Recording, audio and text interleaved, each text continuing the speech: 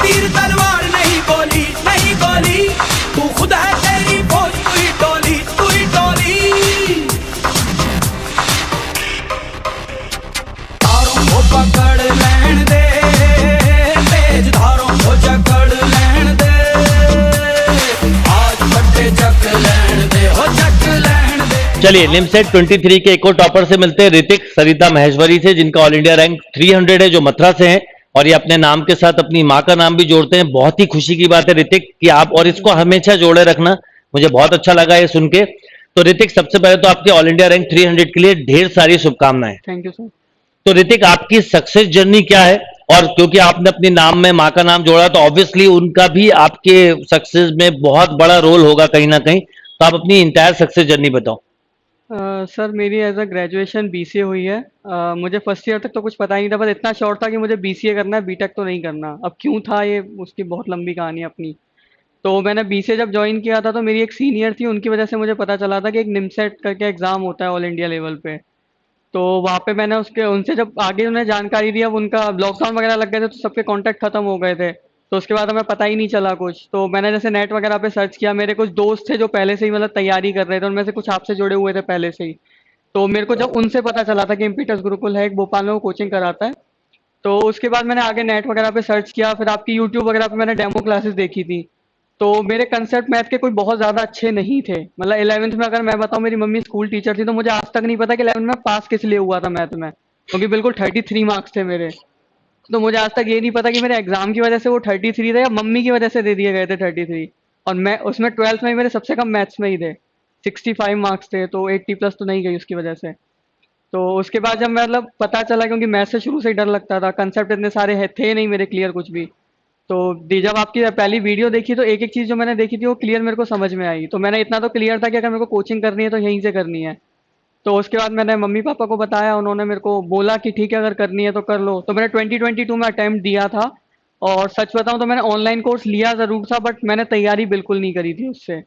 तो जिसका जो रिजल्ट था वो ये था कि 2022 में मेरी जो रैंक थी वो 8529 थी, क्योंकि तैयारी कुछ करी नहीं थी, ऑनलाइन कोर्स ले लिया था मुश्किल से। सर मैंने शायद आपकी 2 या 3 वीडियो देखी थी वो मुश्किल से। अब कभी कहीं घूमने जा रहे हैं, कभी कहीं घूमने जा रहे हैं, तो इसी में रह गया था पूरा। उसके बाद जनवरी में मैंने दोबारा तैयारी स्टार्ट करी। उस टाइम आपका इंडेफिनिट इंटीग्रल टॉपिक चल रहा था, वो भी 15-20 दिन में कर पाया, फिर मेरा कंसिस्टेंसी टूट गई उसके बाद।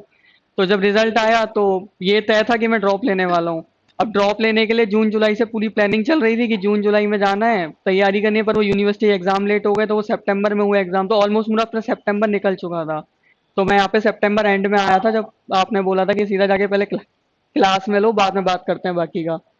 तो मैंने यहाँ पे क्लास ली। उसके बाद तक चीज़ें कुछ इस तरीके से थी कि आता कुछ था नहीं, दिमाग में बहुत कुछ चलता रहता है चीज़ों को लेके। खासकर एक ड्रॉपर जो होता है उसके लिए सबसे बड़ी प्रॉब्लम ये है कि चीज़ें उसके लिए थोड़ी नॉर्मल से अलग होती हैं, क्योंकि दिमाग में चीज़ों और पढ़ाई के साथ साथ ना और भी बहुत कुछ चल रहा होता है।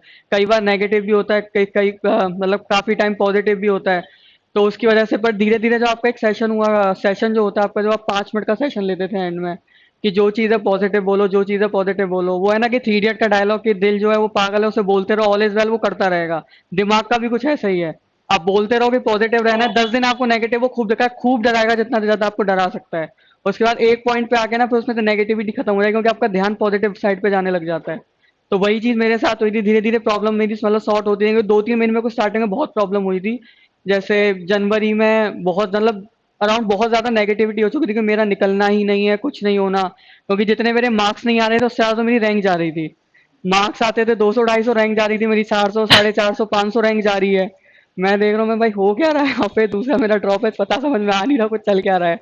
कई बार मैं क्लासरूम के टेस्ट छोड़ दे रहा हूँ जो सर ओएमआर शीट पे लेते थे, उनको सबमिट ही नहीं कर रहा करने के बाद, क्योंकि 2-3 बने हैं। एक बार सर ने क्लासरूम में लाके मतलब डांट लगाई थी काफी कि देना देना तो है ही, छोड़ना कुछ भी नहीं है। तो मॉक का ये था कि जब मॉक स्टार्ट हुए दिसंबर में, तो पहले 1-2 मॉक देने की पता नहीं क्यों अंदर से हिम्मत ही नहीं हुई बिल्कुल, तो मैंने मॉक छोड़ दिए ये सोच के कि मैं आगे दूंगा।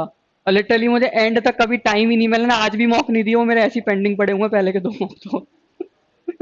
बस स्टार्टिंग में सर ने जब एनालिसिस क्लास हुई थी तो सर ने बोला था कि मेरे को एनालिसिस रजिस्टर में वो क्वेश्चन चाहिए, मुझे नहीं पता वरना मैं क्लास से जाने नहीं दूंगा, रात भर बैठ के ही लिखवाऊंगा। तो वो मैंने दे दिया ऐसे ही। पहला क्वेश्चन दिया, पहले मॉक में मेरे -3, दूसरे मॉक में मेरे शायद 10 या 12 नंबर थे खाली। तो समझ मतलब धीरे धीरे चीजें होती गई, पर इम्प्रूव हुई, हमने किया। अब कई मॉक ऐसे थे जिनमें पता मतलब एक अपना ना लेवल आपका सेट हो जाता है, आपको पता चलता है कि जब हार्ड मॉक आता है तो आप मैक्स टू मैक्स कितने बना सकते हैं एक्यूरेसी के साथ, और जब इजी मॉक आता है तो आपको पता रहता है कि आप एक्यूरेसी के साथ कितने जा सकते हैं। फिर पेपर को आइडेंटिफाई करके ना आपको यही देखना होता है, क्योंकि रॉन्ग तो करने ही नहीं है बिल्कुल। तो बस यही था, ऐसे ही चलता चला गया। जब रिजल्ट आया था, मार्क्स देखे थे, तो पेपर में तो हालत ये थी कि पता ही लग रहा था कि गया हाथ से पेपर। अब इतना समझ में आ गया था कि पेपर टफ है, पर इतना भी पता था कि लेवल काफी आगे है अब, मतलब आजकल बहुत ज्यादा।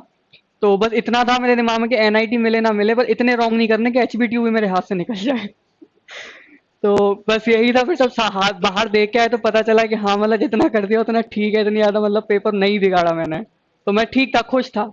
और जो सर हमेशा से शुरू से बोलते थे कि इतनी मेहनत कर लो कि बस जब पेपर दे के आओ तो मतलब रिग्रेट ना हो आपके अंदर कि आप ये कर सकते थे, आप वो कर सकते थे, पर आपने नहीं किया। तो रिग्रेट मेरे अंदर एक बिल्कुल भी नहीं था किसी चीज का, क्योंकि इतना समझ में आ गया था कितना भी कर ले तो पेपर जितना बनना था उतना ही बनना था। उससे ज्यादा करते तो बहुत ज्यादा रॉन्ग रॉन्ग जाते। बस सर की एक वो बात दिमाग में थी, और रिग्रेट था नहीं, तो जो रिजल्ट था उसका भी मेरे को बेसब्री से इंतजार था। जो है ठीक है, मतलब वो है, सही है, सब एक्सेप्टेड है। तो बस सर यही था। देखो, मैं ऋतिक के लिए बोलना चाहूंगा, स्पेशली इस बार अनएक्सपेक्टेड पेपर था। जिन बच्चों की बाई चांस रैंक नहीं आ पाई, उन बच्चों को भी मैं बोलूंगा, आप देखिए कि ऋतिक की मैथ्स पे कमांड नहीं थी, वाकई में नहीं थी जब ये आया था। और जैसा इसने खुद भी एक्सेप्ट किया, कई लोग होते हैं जो एक्सेप्ट नहीं करते, पर जो लोग ये एक्सेप्ट करते हैं कि मेरे में क्या कमी है, मैंने देखा कि वो अपनी कमी दूर कर सकते हैं। यानी 11th में पासिंग मार्क्स थे और 12th में भी लगभग एवरेज ही मार्क्स थे। बेसिक मैथ्स अच्छी नहीं थी, कभी भी टेस्ट पेपर में रैंक नहीं आई। मैं हर साल एक बात बोलता हूं कि कई हमेशा बोलता हूं ना, कई बच्चे ऐसे होते हैं जिनकी टेस्ट में कभी रैंक नहीं आई, पर वो फाइनल एग्जाम में टॉप करते हैं अगर पेपर अच्छे से दिया या एनालिसिस करा। तो सबसे पहले तो इसने बहुत अच्छे से मैथ सीखी, ये अचीवमेंट था। और दूसरा उससे बड़ा अचीवमेंट था कि इसने इस साल इस पेपर में भी इतनी अच्छी रैंक अचीव की, तो ये बहुत ही खुशी की बात है। तो बेटा, आप ये बताओ कि ऋतिक, आप अपने जूनियर्स को क्या मैसेज देना चाहोगे? क्योंकि जिनकी मैथ्स वीक होती है, देखो, जिनसे मैं वही पूछ सकता हूं, आपकी मैथ्स काफी वीक थी, पर आपने उसे काफी हद तक इंप्रूव किया, सब कुछ किया। तो आपका जूनियर को क्या मैसेज है, स्पेशली वो बच्चे जो मैथ्स को लेकर डरते हैं, और जिस सब्जेक्ट से हमें डर लगता है वो बाद में कभी ना कभी पीछा करता ही है, तो क्या आपका हाँ, मैसेज होगा? तो सर उनके लिए तो खाली यही है कि मतलब जितने भी टॉपिक्स हैं आपको लगते हैं, जैसे मुझे बहुत बड़ी गलतफहमी थी जब मैंने स्टार्टिंग करी थी कि मेरी क्वाड्रेटिक इक्वेशन बहुत अच्छी है, पर जब मैं कॉम्पिटेटिव लेवल पे आके देखा तो मेरा सबसे वीक पॉइंट ही वही निकला। मतलब ट्रिगो से भी ज्यादा खराब थी मेरी वो। तो इसमें एक चीज थी, जब मैं यहाँ पे आया था तो वही था कि एक साल मेरे पास पूरा था नहीं, 7 महीने थे। तो कुछ सीनियर्स थे मुझे जो यहाँ पे मिले थे, मतलब सीनियर से कहते हैं ना कि अगर आप ऑफलाइन क्लासरूम में तो जो आपके सीनियर्स हैं, मतलब बेशक उन्होंने ड्रॉप लिया, उनका नहीं निकला, बट वो आपके लिए एक सबसे बड़ी ब्लेसिंग है अगर वो आपको ऐसा कॉम्पिटेटिव की नजर से बाद में देखकर आपको सही गाइड कर रहा है। तो मेरे को सीनियर्स थे जिन्होंने मेरी बहुत हेल्प करी थी इस चीज में, मेरे को मतलब भटकने नहीं दिया। जैसे वो रहता था कि ये बुक कर ले, वो बुक कर ले, तो नए नए एज अ बिगनर रहता है, सबको रहता है कि मेरे को ये कर लेनी चाहिए। तो कुछ टॉपिक्स थे जो मेरे नहीं बनते थे, वो शीट के क्वेश्चन भी नहीं बनते थे, क्योंकि सर का कहना है कि वो जीरो लेवल है, वो एक्चुअल में जीरो लेवल होती नहीं है वो। आप उसमें देखोगे उसमें कई कॉम्पिटेटिव क्वेश्चंस पड़े रहते हैं उस शीट में भी। तो उनका ये था कि जब सीनियर से मैं पूछता था कि मैं इसका क्या करूं, तो उनका ये था कि वो आर डी शर्मा उठाओ और वो सब्जेक्टिव वाली, उसमें से खाली एक बार बेसिक कर लो, उससे तुम्हें ये पता चलेगा कि यहाँ फॉर्मूला अप्लाई हो कैसे रहा है। क्योंकि थ्योरी से तुम्हारी चीजें कंसेप्ट क्लियर होते हैं, जब जाके तुम्हारी एमसीक्यू पे ज्यादा कमांड आती है। तो यही था कि थोड़ा मैंने थ्योरी का पार्ट लिया था। आरडी मैंने एक्स्ट्रा बुक के नाम पे सिर्फ आरडी सब्जेक्टिव करी थी, वो भी एक या दो टॉपिक की। बाकी जो था सर की शीट से लगे रहे, मतलब कई क्वेश्चन नहीं बनते थे, सर एनालिसिस कराते थे उस शीट का, तो उसमें से बनते थे। और फॉर्मूलों का ये था कि सर शुरू से बोल रहे थे, वो मैंने शुरू से तो नहीं की, बात आखिरी के 2 या 3 महीने में करी थी। बर्डन पड़ा था उस चीज का कि सर ने बोला था कि स्टार्टिंग से कुछ क्वेश्चंस होते हैं आपके, जो स्टैंडर्ड क्वेश्चंस होते हैं उनकी एक अलग से लिस्ट बना लो, और एक फॉर्मूले की लिस्ट। क्योंकि फॉर्मूले जो आपके डेली यूज में आ रहे हैं उनका तो ये है कि आपको वो याद हो जाएंगे एंड तक। बट जो कुछ फॉर्मूले होते हैं जो आपके डेली यूज में नहीं आते हैं, उनका क्या रहता है कि वो नहीं आते, पर आपका क्वेश्चन एक ही आना है उससे। अगर वो आपको डेली यूज में से आ गया तो आपकी लॉटरी, अगर नहीं आया और वो फॉर्मूला आपकी कॉपी में होगा पर आपको याद नहीं आया क्योंकि आपने यूज नहीं करा कभी, तो बस उन फॉर्मूलों को ना बार मतलब रोज एक बार रिवाइज कर लो। फॉर्मूले रिवाइज करोगे चीजें अपने आप क्लिक होने लग जाती हैं। तो ऋतिक ने काफी सारी इंपॉर्टेंट बातें बताई। तो ऋतिक, ये अब आपने जैसे अभी ये रैंक अचीव की है, अब आपका अगला टारगेट है एनआईटी में जाके लैंग्वेज पे कमांड करना, लैंग्वेज पे फोड़ना और अच्छा परफॉर्म करना। तो वंस अगेन आपको बहुत सारी बधाइयाँ, कॉन्ग्रेचुलेशन, और ऐसे ही आप एनआईटी में जाके बेस्ट परफॉर्म करो। Thank you sir. Thank you बेटा। तो मेरे को एक बात और बोलनी थी कि जनरली होता क्या है कि बच्चे ना सबसे पहले अपनी फाइनेंशियल कंडीशन देख के घर की, मतलब उन्हें बहुत अजीब लगता है पेरेंट्स को बताना। तो मेरे को बीसीए करना था, मेरा ये इसलिए क्लियर था क्योंकि बीटेक में ना हार्डवेयर पार्ट काफी था, तो मुझे बीटेक करनी नहीं थी, पता नहीं क्यों नहीं करनी थी, मेरा माइंडसेट ही नहीं था अभी बीटेक करने के लिए। यूपीटीयू दिया था, उसमें 1 नंबर से मेरा काउंसलिंग में नंबर नहीं आया। तो उसके बाद जो है ड्रॉप मैंने लिया नहीं था। मम्मी मेरे को बीएससी मैथ्स करा रही थी, जिससे मुझे सबसे ज्यादा डर लगता था। उन्हें पता था कि मेरे को बीसीए करना है। बट जब अगले दिन हम जा रहे हैं बीएससी में एडमिशन लेने के लिए, तो पता चला अचानक से, मतलब रातों रात माइंडसेट सबका चेंज हो गया कि अब इसे बीसीए करने का मन है तो बीसीए करा दो। तो मेरी मम्मी का सबसे ज्यादा सर मेरा रोल यही था कि जब भी मैं डिमोटिवेट होता था, मेरे को कभी यकीन नहीं था, मैं सच बता रहा हूँ अपने, मेरे को कभी ये नहीं था, मुझे ये था कि एचबीटीयू तक मैं कर लूंगा, एनआईटी मिलेगा नहीं मिलेगा मुझे नहीं पता। बट मेरे से ज्यादा जो यकीन था वो मेरे आसपास के लोगों का था। तो आसपास एक तो पॉजिटिव लोग रखो और घर पे बात करते रहो कंटिन्यूअसली, दिन में एक बार जरूर बात कर लो। क्योंकि आपकी माँ ना आपकी जिंदगी में एक वो इंसान है कि आपसे ज्यादा उसे उन्हें यकीन होता है कि कोई और करे चाहे ना करे पर आप कर जाओगे। तो मेरे को हमेशा बोलती थी कि तेरे को टॉप 5 में से तू एनआईटी मिल जाएगा, तू मेरे पे यकीन कर ले, अपने पे नहीं है तू मेरे पे कर ले। तो उनका सबसे बड़ा मेजर रोल यही था, मतलब अब तो उन्होंने मेरे को साथ दिया, मेरी आवाज सुन के वो पहचान लेते कि हाँ ठीक है मैं डिमोटिवेटेड हूँ बहुत ज्यादा। तो एक तो मुझे उसके लिए उनके लिए थैंक यू बोलना था, बाकी तो बहुत सारी चीजें उनके लिए मैं थैंक यू बोलूँ तो पूरी लिमिट खत्म हो जाएगी। देखो, माँ का सपोर्ट हमेशा होता है, और माँ बच्चे की आवाज से पहचान सकती है कि उसको कब क्या चीज चाहिए, है ना। तो वो ये बात ध्यान रखना, अब आपको जब आप आगे बढ़ोगे तो उनको हमेशा उनके अपने साथ रखना और उनको ऐसे ही आगे सपोर्ट करना।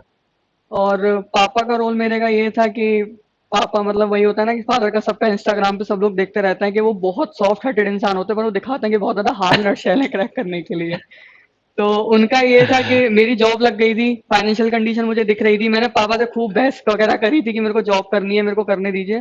तो उनका ये था, तो जॉब लग गई थी, मैंने काफी लेट, तो उन्होंने मेरे को एक क्लियर बात बोल दी कि अगर तेरे को ड्रॉप लेना है, तेरे को अगर पढ़ाई नहीं करनी तो क्लियर बोले कि तेरे को पढ़ाई करनी ही नहीं है, हम कुछ नहीं कहेंगे। पर अगर तुझे एमसीए करना है तो ये बोला कि घर के कंडीशन के बहाने लगा रहा है, तो वो बहानों का कोई मतलब नहीं है। क्योंकि जब मैं कह रहा हूँ कि तू कर ले, तो ड्रॉप लेने में सबसे बड़ा हाथ मेरे पापा का था।